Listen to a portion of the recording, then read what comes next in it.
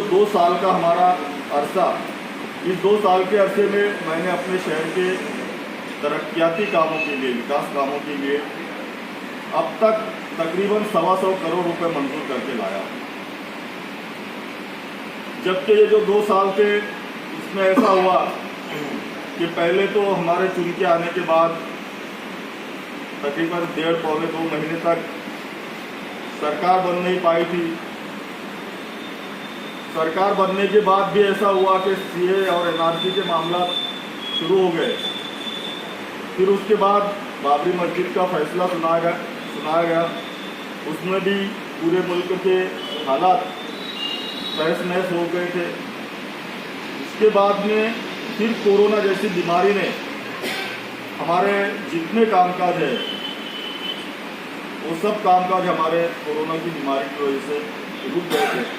लेकिन फिर भी ऐसे कठिन वक्त में हमने अल्लाह पाक से दुआ की और अपनी खिदमत को जारी रखा, अपनी कोशिशों को जारी रखा और अल्हम्दुलिल्लाह आज हम समझते हैं कि हमने अपना फ़र्ज़ अच्छी तरह से निभाने की पूरी कोशिश की है। आप लोगों को ये बताना ज़रूरी समझता हूँ कि जिस वक्त पूरे मुल्क भर में कोरोना के ताल्लुक से किसी को जानकारी भी नहीं थी, हमारे पूरे मुल्क भर में एक भी कोरोना का मरीज़ नहीं था, उस वक्त हमने हमारा अधिवेशन शुरू था तो हमने सोचा कि अगर खुदा न खास्ता हमारे मुल्क में, हमारे राज्य में, हमारे शहर में भी अगर कोरोना फैलता है तो हम उसके लिए हमको क्या उपाय योजना की जानी चाहिए, उसके लिए हमको क्या कोशिशें करनी चाहिए। फिर हमने सोचा कि उसके लिए सबसे पहले तो हमको एक लेबोरेटरी टेस्ट, जो जहाँ पर टेस्ट होते हैं, वो लेबोरेटरी हमको मंजूर कर लेनी चाहिए। क्योंकि हमारे जो आसपास के चारों अजला है, जिसमें नंदुरबार ज़िला है, धुलिया ज़िला है, नासिक ज़िला है और जलगांव ज़िला है, ऐसे चारों ज़िलों में VDRL लैब जिसको हम बोलते हैं, जहाँ पर कोरोना की जांच होती है, ये नहीं था। तो हमने उस वक्त उच्च शिक्षण मंत्री अमित भैया देशमुख से मुलाकात करके उनको एक मकतूब पेश किया तहरीरी, और उनसे ये कहा कि हमको एक VDRL लैब हमारे धुलिया शहर के हीरे मेडिकल कॉलेज में लगाना है। उन्होंने हमारी बात को मंजूर किया और अल्हम्दुलिल्लाह हीरे मेडिकल कॉलेज में VDRL लैब हमने नस्ब करवाया, जिसका फ़ायदा अभी पिछले वक्त में मैं समझता हूँ कि सिर्फ धुलिया ही नहीं और सिर्फ मालेगांव ही नहीं, बल्कि आसपास के जितने ज़िले हैं उन सबको वहाँ पर उसका फ़ायदा हुआ। और यहाँ के जितने भी मरीज़ थे उनका जो टेस्ट हुआ करता था हमारे धुलिया शहर के हीरे मेडिकल कॉलेज में, जो हमने VDRL लैब नस्ब किया है, उसी में ये सब जांच हुआ करती थी। उसके बाद हमने अधिवेशन से आने के बाद हमारे मेडिकल कॉलेज में और हमारा जो जूना सिविल हॉस्पिटल है, वहाँ पर जाकर तमाम डॉक्टर्स को डायरेक्शंस दिए, उनको हुक्म दिया कि हमारे यहाँ भी अनकरीब ही हम समझते हैं कि कोरोना आने वाली है, इसलिए हम लोगों को उसकी पूरी तैयारी कर लेनी चाहिए। और हमने बेहतरीन क्वारंटाइन सेंटर वगैरह शुरू करवाया। उसके बाद में जो लॉकडाउन शुरू हुआ, उस वक्त गरीबों की बहुत खस्ता हालत हो चुकी थी। उस वक्त यहाँ हमारे साथी वसीम अकरम साहब, हमारे शहबाज, ये सब मौजूद है। इन्होंने हमारा साथ दिया और हम लोगों ने, मैं समझता हूँ कि तकरीबन 150 टन अनाज हम लोगों ने मुफ्त में गरीबों को तकसीम किया।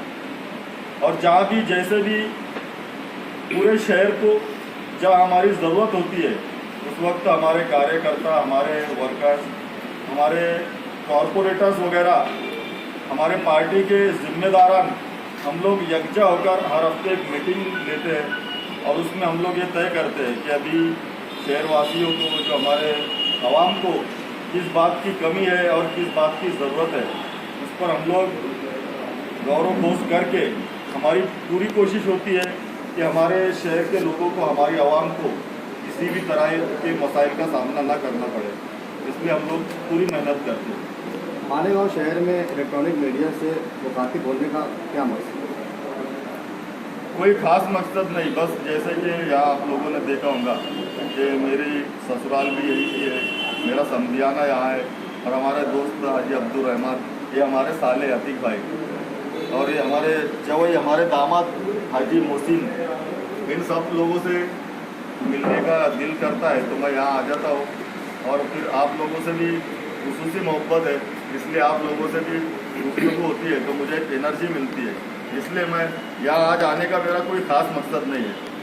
बस आप जैसे कि आपने मंत्रालय से सवा हम लोग हैंडल किया तो मीडिया से आपने कहा लगा उसकी तफसीली मालूमात मैंने इसमें लाया हूँ और ये तो 125 करोड़ रुपए के यानी जो काम मैंने मंजूर करके ले आया हूँ, मैंने उतना फंड मैंने मुख्तस करवा लिया अल्हम्दुलिल्लाह। उसके बाद और उससे भी ज़्यादा काम जो मेरे प्रस्तावित है और इंशाअल्लाह चंद ही महीनों में वो काम भी हम लोग पूरे मुकम्मल करने वाले हैं।